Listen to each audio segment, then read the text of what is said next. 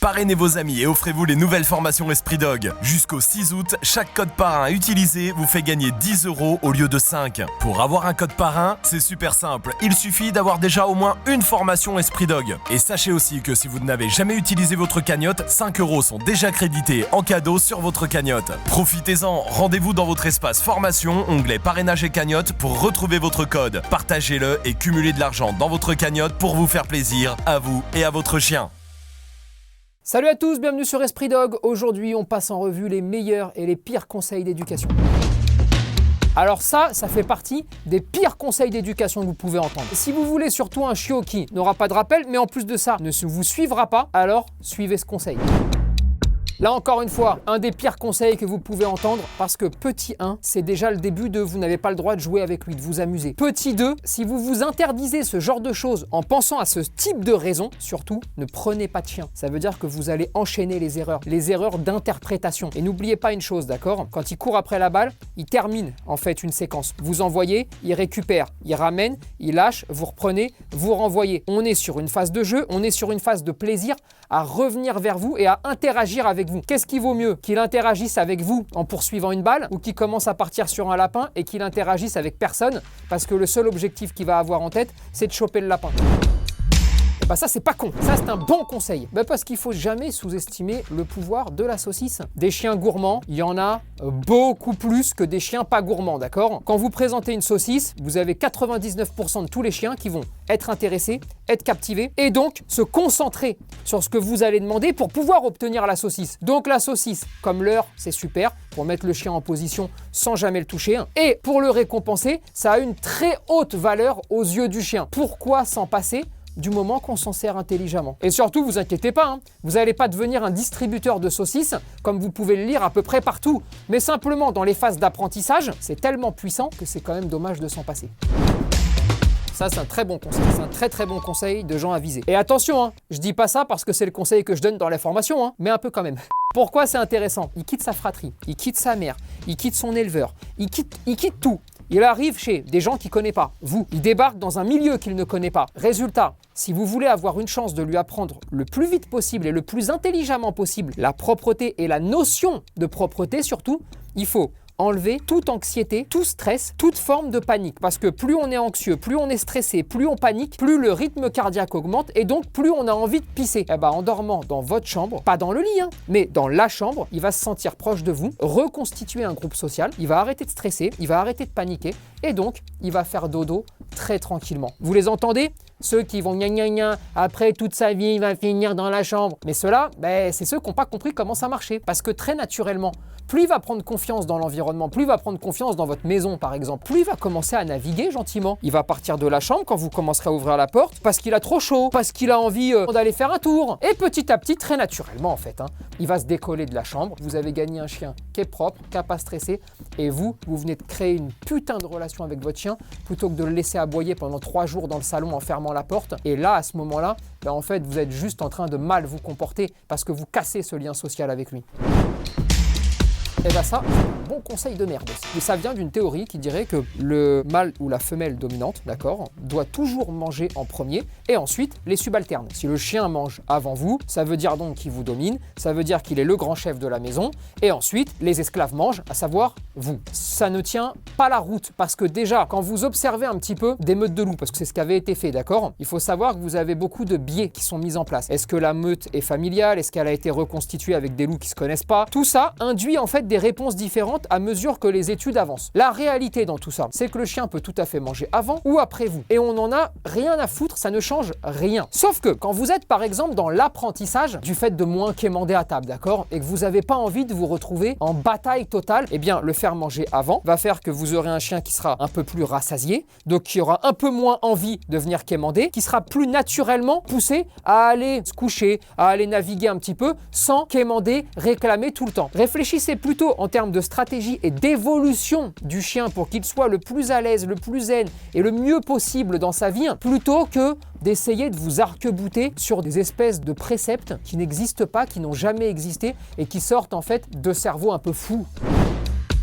Ça, c'est un très bon conseil. Ça, c'est un conseil que tout le monde devrait donner. Il faut absolument trouver un accord là-dessus parce que c'est tellement dangereux de ne pas le sortir. Et c'est le moment où il est en train d'absorber la vie et de comprendre comment ça va marcher 0-4 mois, grosso modo, d'accord? Ce qu'on appelle la période d'imprégnation. Si vous ratez cette période, ça s'appelle être dans la merde. Donc c'est un très mauvais conseil. Beaucoup de vétérinaires sont en train de bien faire le job en ce moment parce que je trouve qu'ils reviennent beaucoup dessus et qu'ils sont en train de dire non, c'est des conneries, il faut sortir le chiot. Il a la primo-vaccination, il a déjà un premier vaccin. Allez, maintenant, il faut y aller. En gros, quand vous analysez le bénéfice-risque, eh bien, il est beaucoup plus bénéfique pour le chiot de sortir à ces 2 mois que celui de se dire on le laisse enfermer et on le sortira à son rappel de vaccin. Parce que n'oubliez pas, même quand il a son rappel à 3 mois, il n'est pas encore protégé. Il faut encore attendre 20 jours de plus. Ça voudrait dire qu'il verrait la lumière du jour au bout de 4 mois. Faut être fou. Ah, encore un mauvais conseil. Et d'ailleurs, tous ces mauvais conseils doivent aussi vous servir pour trouver un bon éducateur canin. Dès que vous entendez un mauvais conseil, ça veut dire qu'il n'est pas bon. Alors, les jeux de tirage, il ne faut pas y jouer parce que ça stimule le mordant et donc après, il pourrait mordre. Un truc que j'entends partout, c'est il faut jouer à ça, mais il faut toujours gagner. Donc, il y a ces deux-là dans le même bordel. Petit 1, quand on joue, on joue. Ça veut dire que des fois on gagne et des fois on perd. Imaginez-vous, vous, un petit peu, si vous perdez tout le temps. Et à la fin, vous voulez plus jouer. Ça vous dégoûte en fait. Après, vous allez très vite devenir hargneux de ce que vous étiez en train de faire. Pour le chien, c'est pareil. Donc quand on joue, on joue. C'est bien mon pépère, t'as gagné, ouais. Qu'est-ce que le chien va faire? Et vous allez tous vous reconnaître là-dedans. Il vous ramène le jeu. Ouais, on commence à jouer et cette fois-ci, hop, c'est moi qui ai gagné. Allez, on rejoue. Voilà, ça s'appelle jouer. Ensuite, ça stimule que dalle, si ce n'est jouer, un peu de mastication et surtout un vrai partage, un échange avec votre chien. Alors arrêtons les bêtises. Alors ça, c'est un très bon conseil, mais ça va un petit peu au-delà de « il faut juste pas le disputer parce qu'on ne l'a pas vu, la bêtise ». C'est que vous ne pouvez pas lui proposer d'alternative, le plan B. Imaginez un petit peu, d'accord? Vous avez votre chien qui fait pipi, vous ne l'avez pas vu. Vous pouvez l'attraper, le punir, lui mettre la tête dedans, lui ouvrir la tête avec une pelle. Si vous ne lui expliquez pas ce que vous voulez, il recommencera, sauf qu'il sera terrorisé, paniqué. Il aura la confirmation que vous êtes un abruti. Il va développer des troubles de comportement alternatifs. Il va se dire, attends, qu'est-ce qu'il est en train de se passer? Pourquoi il fait ça? Qu'est-ce que le chien va faire? Il boira son pipi, il mangera son caca, il essaiera de le cacher. Bref, ça ne peut pas fonctionner dans ce cas de figure-là. Si je décide de punir mon chien, si je décide de sanctionner mon chien parce que je vois une mauvaise action, le plus important, c'est pas de le sanctionner, c'est de lui montrer le bon chemin. C'est ça votre rôle en tant que maître de chien. Et ça, c'est pas con, non? Et ouais, faisons un tout petit peu d'anthropomorphisme, mais parce que je trouve que l'exemple, il s'y prête bien, d'accord? Est-ce que si vous avez un enfant, pour lui apprendre la propreté, vous prenez son nez, ou sa tête, et puis vous l'enfoncez dans le caca pour essayer de voir s'il va comprendre ce qui se passe? Normalement, non. Si vous le faites, il faut arrêter, c'est pas bien. Et puis la loi va vous tomber dessus au bout d'un moment. Vous avez compris? Et je trouve que l'image est tellement énorme qu'elle s'y prête bien. Évidemment qu'on met pas le nez dans le pipi ou dans le caca. 2 raisons à ça. La première, c'est que c'est rempli de bactéries. Petit 2, ça n'a aucun sens parce que vous ne proposez pas, là encore une fois, d'alternative de voilà ce qui me dérange. Petit 3, vous allez accentuer une mauvaise compréhension du chien qui va se dire ok, ce qui te dérange, c'est que tu l'aies vu. Très bien, la prochaine fois, je le mange. Rappelez-vous quand même de tous les chiens qui adorent manger le caca. S'il commence à apprécier, foutre son nez dedans. Allez, je vous fais pas... Next. Pourquoi on fait pas ça? Imaginez-vous le chien, il peut pas blairer les gens. Il va attaquer 10 fois plus, 20 fois plus, 100 fois plus avec le temps parce qu'il se dit plus je serai méchant, plus j'ai des chances d'être enfermé. Dernier cas de figure, c'est celui qui arrive au plus grand nombre. Le chien est content. C'est un peu déstructuré, mais il est très content. Et là, vous, ce que vous allez faire, c'est que vous allez l'enfermer. Il va entendre les gens. Il va être dans une anxiété, dans un stress, dans un putain, j'ai trop envie d'y aller. Et ensuite, au bout de 20 minutes, une demi-heure, quand il s'est épuisé parce qu'il a une montée d'adrénaline, il a des montées d'hormones, qui fait qu'après, forcément, ça rechute.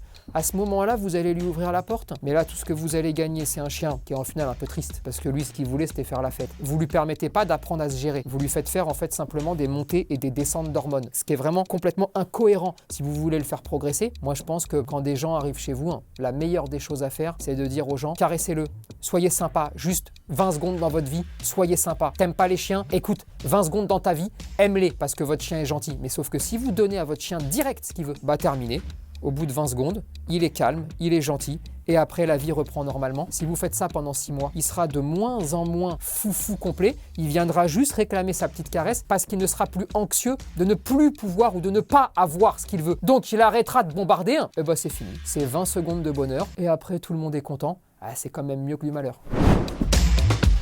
Ah, c'est un très mauvais conseil, mais c'est vrai. Ah, je peux pas dire que c'est pas vrai. C'est comme pour qu'il s'enfuit pas, il faut lui couper les pattes. C'est vrai aussi. Si vous le mettez en cage, le principe de le mettre en cage, d'accord, c'est faire en sorte qu'il y ait une maison dans une maison, d'accord. C'est censé être son petit endroit. C'est censé l'apaiser. C'est censé aussi faire en sorte que quand vous vous absentez alors qu'il a 2 mois, bah il puisse pas détruire. Donc ça lui fasse pas prendre de risques. Je reprends dans l'ordre. La maison dans la maison. J'accepte. Si vous êtes des gens mauvais, si chez vous c'est dangereux, si votre maison ne sera jamais quelque chose de sympathique, alors vous avez raison de le faire. Dans tout autre cas de figure, moi je considère que l'endroit dans lequel le chien doit être détendu, zen, bien, c'est votre maison. Pas la maison dans la maison dans la maison. Et donc tout l'apprentissage qu'on a construit dans nos formations, il a cet objectif-là. Donc surtout, si vous l'avez utilisé et que maintenant vous la laissez ouverte, parce que je connais le blabla, ne prenez pas ce que je suis en train de dire mal, mais plutôt dites-vous, ah ouais, on aurait bien aimé connaître ces techniques-là pour ne pas avoir eu besoin de se servir de la cage. C'est plus dans ce sens-là qu'il faut réussir à le tourner. Si vous me faites bien le 2-3 mois, vous êtes sauvé, vous n'avez pas de galère, vous n'avez pas de destruction. Vous avez un chien qui comprend tout très tranquillement, très naturellement. Ça veut dire solitude, c'est génial. Destruction, il n'y en a pas. Pipi, caca, 1 semaine, il a compris. 1 mois, il arrive à se retenir. Pam, on n'en parle plus. Et donc la cage, c'est non. Ah, c'est un peu le conseil que ceux qui n'ont pas une vie adaptée vont utiliser. C'est une erreur. C'est un très bon conseil. Pourquoi on utilise une longe et pas une laisse? Parce que quand il est chiot, d'accord, il connaît rien du monde. Ce qui fait qu'il a besoin d'observer, de regarder, de découvrir pour arriver à se faire une idée de c'est bien, c'est pas bien, ça me fait peur, ça me fait pas peur. Bref, il va tout passer en revue. Et il a aussi besoin de se dire maintenant qu'il va s'agripper à vous. Bah oui, parce qu'il a plus personne. Il a plus ses frères, il a plus sa mère, il a plus l'éleveur, il a plus personne. Pour arriver à avoir la combinaison des 2 éléments dont je viens de vous parler, il faut qu'il puisse, quand il a un petit doute, quand il sait pas trop, prendre ses 2-3 mètres, 4 mètres, 5 mètres, un petit peu de distance, d'écart, juste pour avoir la distance d'observation qui lui fait dire « ouais, c'est bon, il n'y a pas de galère ». Il a aussi besoin de vous regarder, de vous observer pour se dire « est-ce que si je fais la même chose que mon maître ou ma maîtresse, ça m'apporte quelque chose de bien ou ça m'apporte quelque chose de mal ?» Vous êtes en rue avec lui, d'accord ? Vous avez une laisse courte, il y a un chien qui aboie sur le portail, votre chien se bloque et refuse d'avancer. Et là, vous faites quoi si vous avez une laisse courte? Rien. Soit vous allez vous immobiliser avec lui, magnifique, comme ça le chien va gueuler pendant 6 jours, le vôtre va paniquer et surtout votre petit chiot va se dire « en fait, mon maître, il est bidon parce qu'il est incapable de me sortir de cette merde. » Soit vous allez tirer sur la laisse pour obliger à l'avancer. Dans ces cas-là, vous allez le contraindre, vous allez le paniquer. Votre chiot va se dire « il est encore plus bidon, mon maître. » Soit il va essayer de repartir dans l'autre sens. Qu'est-ce que vous allez faire? Vous allez partir avec lui. Résultat là, le chiot va se dire « ah, mon maître aussi a peur, donc c'est intelligent de repartir en arrière. » Dans tous les cas de figure, vous perdez. Si vous mettez une longe, d'accord, ça vous permet d'avancer, de même pas calculer votre chiot. Et vous allez voir que à un moment donné, il va préférer vous accompagner que de rester tout seul figé. Il va vous suivre, il va se rendre compte que le chien, il vous suit pas, que les aboiements s'arrêtent, et il va se dire « putain, mon maître, il est grave balèze. » Parce qu'il est capable de trouver des solutions. Encore mieux que ça, il va surtout commencer à apprendre que quand on a un problème, la plupart du temps, la meilleure des options, c'est celle de ne pas calculer et juste d'avancer.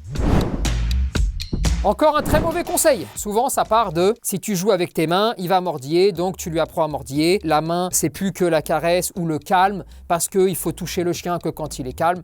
Bon, qui veut de cette vie-là, d'accord? C'est une vie où vous vous rendez fou. Les gens se rendent dingues à faire ce genre de choses. Les mains, ça sert à interagir avec le chiot. Vos mains, c'est un peu comme vos pattes. Vous allez faire la bagarre, vous allez interagir avec lui, vous allez lui apprendre aussi à être manipulé à travers les phases de jeu. Il va effectivement de temps en temps mordiller et votre travail, c'est juste de définir le seuil. Tu mordis, tu appuies pas, je continue à jouer parce que lui, sa façon de jouer, ça va être beaucoup avec sa gueule. Tu appuies trop, j'arrête tout. Si vous vous interdisez de jouer avec vos mains, vous le manipulez pas, vous lui apprenez pas à être manipulé. Et quand je dis apprendre à être manipulé, je vous le dis tout de suite, je suis un anti-focus la plupart du temps. Ça veut dire que si vous commencez à vous dire je joue pas avec les mains, faut que tu sois calme, mais je vais t'apprendre à ce qu'on te touche l'oreille, donc je touche l'oreille. Tiens, prends un gâteau quand j'ai touché l'oreille.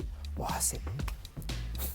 ça peut se faire de temps en temps, mais franchement, vous êtes en train d'appeler le chien à réagir. Alors que, prenez-moi sa petite boule, un petit bisou sur la truffe, et allez, c'est parti, on s'amuse. Mine de rien, vous êtes en train de le toucher, de le manipuler, de le porter, de le soulever, de prendre ses oreilles, mais en même temps, vous et le chien, vous dégagez du bonheur. Et je pense que ça, c'est le plus fort.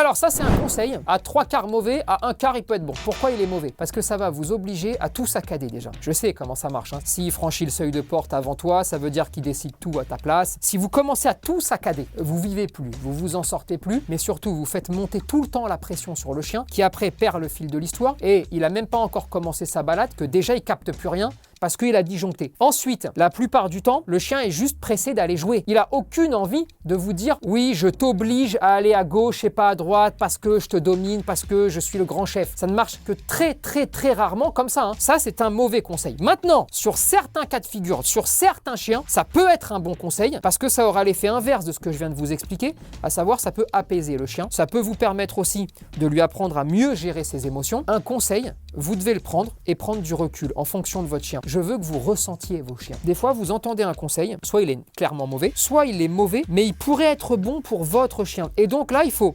essayez de choper tout ce que vous estimez bon pour votre chien et il faut observer ce qui se passe. Si vous vous rendez compte que ça ne va pas dans le bon sens, alors il faut changer. Je lis tellement de choses où on vous oblige à dire tiens, fais comme ci, fais comme ça, fais machin. Dans nos formations, à aucun moment vous ne retrouvez ça et c'était vraiment une volonté et on s'est pris la tête pour faire ça parce que oui, il y a des conseils, il y en a plein, mais on essaye aussi à travers nos vidéos, à travers tout ce qu'on essaye de vous dégager, de vous dire oui, dans 90% du temps, oui, c'est comme ça qu'il faut faire, mais laisse rentrer un peu la lumière, laisse rentrer un peu les énergies de ton chien et tu vas voir que tu peux adapter les choses. Retenez bien ça, l'adaptabilité aux événements, c'est je pense la clé d'une éducation réussie.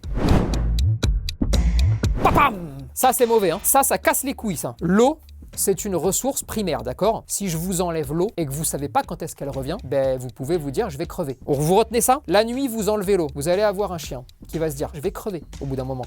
Et oui, parce que s'il a chaud, d'accord, ou s'il a envie de boire et qu'il ne boit pas l'eau, lui, il ne sait pas quand est-ce que ça revient, de qui devient nerveux, anxieux, il panique. Vous passez pour un sacré personne pas bien. Qu'est-ce que vous allez obtenir? Déjà, votre dégradation aux yeux du chien. Un chien qui va commencer à paniquer, qui pourrait faire ensuite de la protection de ressources sur des ressources primaires, qui va très souvent en plus pisser et chier parce qu'il va paniquer. Et là, pour le coup, même si j'aime pas trop utiliser ce genre de mots, je pense que ça ressemble à de la torture parce qu'on enlève quelque chose qui est vital. Ça ne marche pas comme ça, ça ne se passe pas comme ça. Et vraiment, pour apprendre la propreté, je pense que c'est même un des pires conseils parce que sinon, à ce moment-là, ne le nourrissez plus. Comme ça, arrivé à un moment donné, il fera même plus caca. Essayez de prendre du recul avec ce genre de conseils et après, à vous de faire le job derrière. Et ça, c'est un mauvais conseil pour moi. Vous allez me dire, ouais, Tony, il est devenu fou. Non, parce que valider les comportements positifs, je dis oui. Ça, je le récupère, ça, évidemment. Ne serait-ce que vous le dire, c'est vous manquer de respect. Qui peut penser que ce serait pas bien de valider quelque chose qu'on souhaite voir se reproduire? Par contre, ne jamais dire non. Ne jamais lui apprendre qu'on peut pas tout avoir tout de suite. Ne jamais lui apprendre ou lui faire découvrir ce sentiment qui va s'appeler frustration. C'est construire, créer et avoir des chiens dangereux, difficiles, réactifs, etc., etc. Parce que malheureusement, des fois, on n'a pas toujours tout ce qu'on veut. On ne peut pas le maîtriser tout le temps. Vous êtes dans la rue, il y a un chien qui passe, votre chien ne peut pas jouer avec. S'il ne connaît pas la frustration, il va commencer par appeler au jeu, crier, aboyer, et puis ça va se transformer très vite en petite réactivité qui va se transformer en un jour, il va pouvoir avoir accès au chien parce que de temps en temps, il peut y avoir accès, sauf qu'il va être tellement excité que le chien d'en face va prendre les chocottes et va lui en mettre une, et comme ça, votre chien va devenir agressif. Non. La vie est faite, malheureusement, de frustration. Vos chiens, aussi gentils, positifs ou tout ce que vous voulez que vous pouvez être, décident de rien ou de quasiment rien. Alors si en plus, vous lui apprenez pas à gérer ça, à travers le non, parce que oui, il y a des choses qu'on peut pas faire. Et vous avez vu, le non doit toujours entraîner un plan B, retenez-le bien. Mais si vous ne faites pas ça, vous aurez des chiens qui seront tout simplement instables émotionnellement, qui pourront potentiellement faire des dégâts.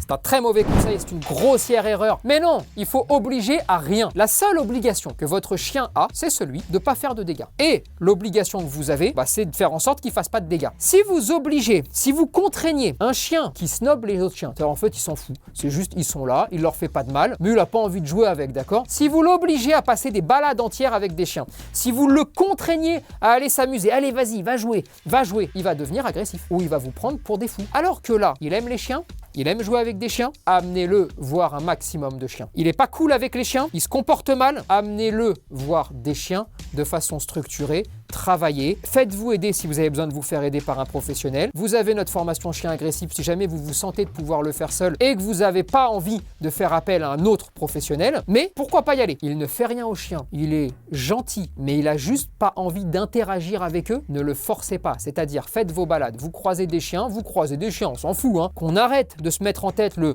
va jouer, oh mon pauvre chien, il aime pas les chiens, il veut pas jouer avec, oh ça me rend triste. Oubliez tout ça. Il va kiffer être avec vous. Ou alors il va kiffer renifler de son côté. Comprenez que vous ne pouvez pas forcer quelqu'un à aimer quelque chose. Si tu n'aimes pas, juste tu laisses les gens tranquilles, tu laisses les chiens tranquilles, ça oui. Mais sinon, les centres d'intérêt, si j'aime la boxe, t'aimes le ping-pong, à un moment donné, je peux pas te forcer à aimer la boxe. Aime le ping-pong. Ça fait pas de vous des gens bien ou mauvais, et ça fait pas de moi quelqu'un de bien ou mauvais. Simplement, ce qui ferait de moi quelqu'un de mauvais, c'est si quand je croise quelqu'un qui aime le ping-pong, j'en mets une. Maintenant, si quand je croise quelqu'un qui aime le ping-pong, j'avance, et puis je continue ma vie, et ça fait de moi un chien qui s'en fout des autres chiens. J'ai pas envie de jouer avec les autres chiens, comme j'ai pas envie de jouer au ping-pong.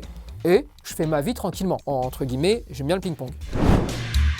Ça, c'est un très bon conseil parce que ça va tous vous concerner au moins une fois dans votre vie. Et c'est souvent là un tournant aussi dans la vie du chien qui va mal interpréter ce qui se passe. La muselière a une connotation de chien agressif. Pourquoi? Parce qu'il y a cette putain de loi sur les chiens de première et deuxième catégorie qui a mis dans la tête des gens que muselière égale chien dangereux. Alors petit 1, la loi est complètement faite à l'envers, ce qui fait que ces pauvres chiens qui sont muselés sont pas plus dangereux que les autres. Au-delà de ça, si on veut aller un petit peu plus loin, la muselière, ça permet par exemple à un vétérinaire de pouvoir ausculter votre très gentil toutou qui s'est cassé la patte, qui ne supporte pas, qui ne peut pas, qui a tellement mal qu'il ne veut plus qu'on le touche. Et là, on passe du gentil toutou à un toutou qui vous déplie les dents comme ça, pas du tout par méchanceté, mais parce qu'il a une telle douleur qu'il ne peut pas. Dans ces cas-là, s'il est muselé, le vétérinaire va pouvoir plus tranquillement regarder que s'il est comme ça, parce qu'il voit le chien en train de grogner, de déplier les dents et il se dit bon je vais y passer donc vas-y viens, je regarde même pas. En gros ça facilite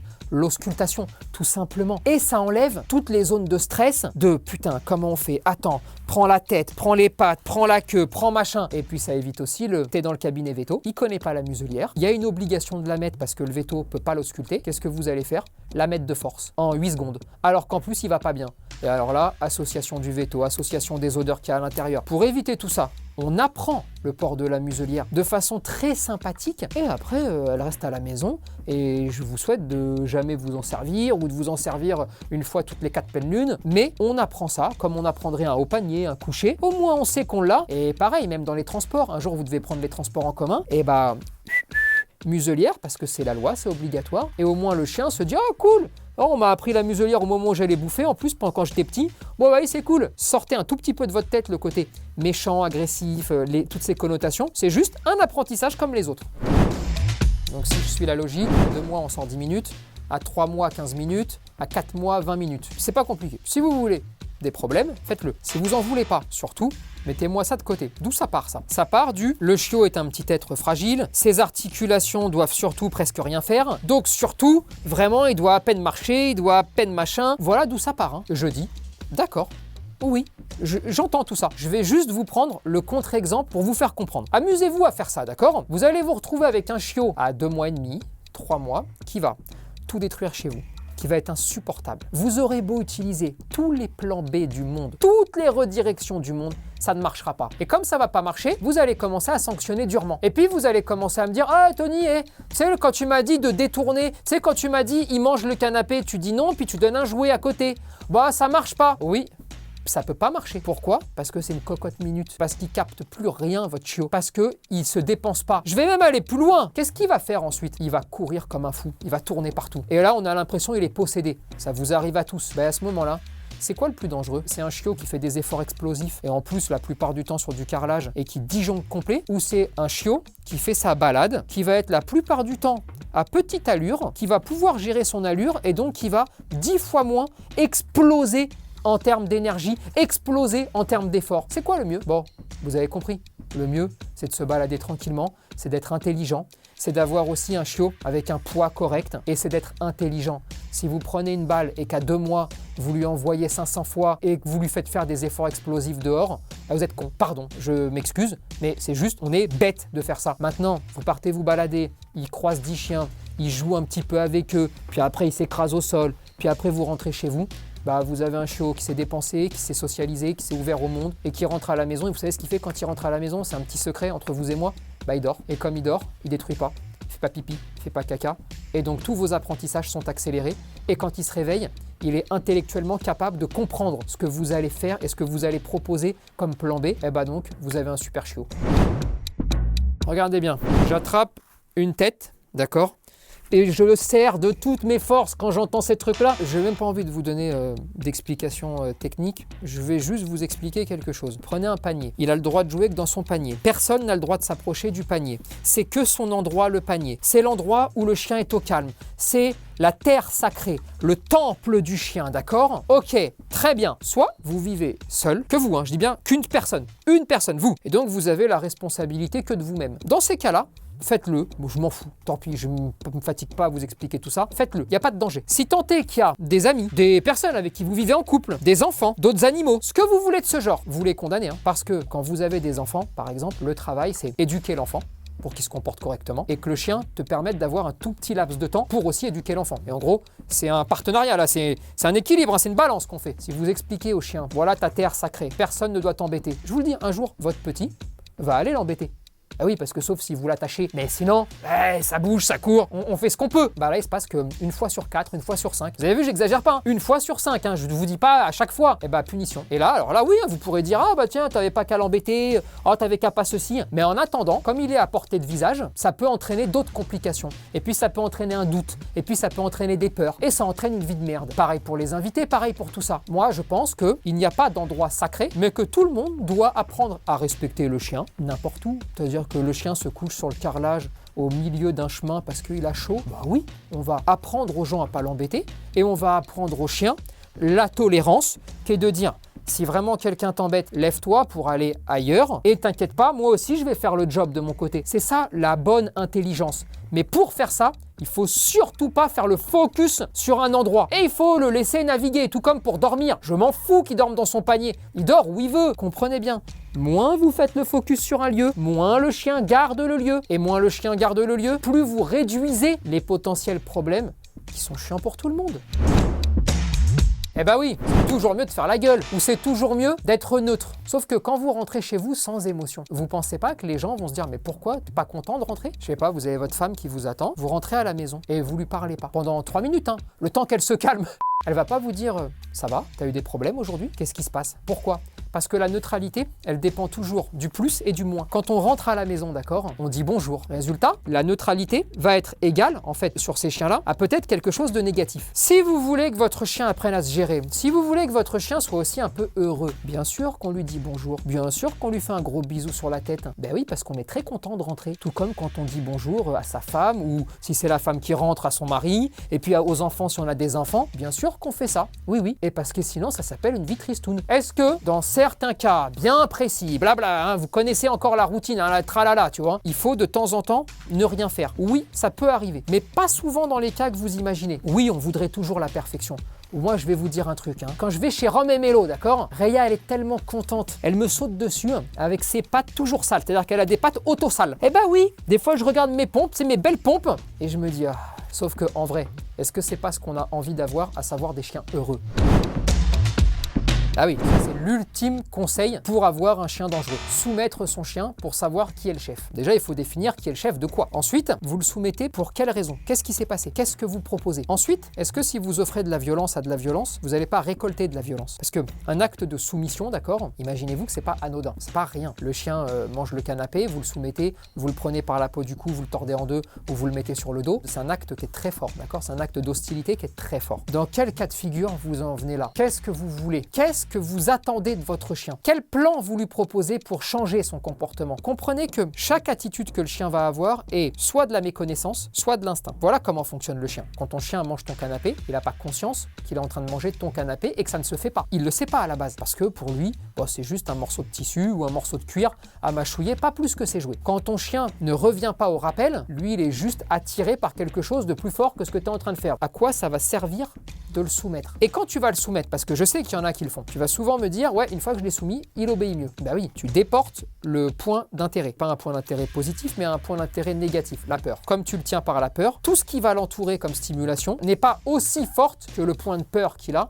à savoir toi et tes grandes idées de le mettre sur le dos parce que tu crois avoir vu ça quelque part, alors que ça ne se passe jamais comme ça. Parce que n'oublie pas un truc, à chaque fois que des animaux se couchent sur le dos, d'accord, la mise sur le dos est toujours faite juste au regard, jamais avec des contacts tactiles. Donc s'il te plaît, comprends que tu peux te fâcher, que tu peux ne pas être content, qu'il y a des solutions pour punir son chien, que évidemment qu'on peut punir son chien quand il fait quelque chose de mal, si tant est que tu lui proposes quelque chose de bien derrière pour qu'il comprenne ce que tu attends de lui. Mais allez, arrête un petit peu de « il faut que je le soumette pour quelque chose ». Non, ça ne se passe pas comme ça, la vie ne se passe pas comme ça. Et surtout, tout ce que tu vas gagner, c'est un chien sensible, c'est un chien fragile et c'est un chien qui va te faire des dégâts ensuite. Découvrez les formations Esprit Dog pour éduquer votre chien. Formation spéciale chiot, formation chien adulte, avec déjà plus de 90 000 maîtres, membres et satisfaits. Formation pour les chiens seniors, formation chien agressif et formation pro. Éduquez votre chien et développez votre complicité. Pour le prix d'1 heure avec un éducateur canin sans abonnement. Rendez-vous sur espritdog.com.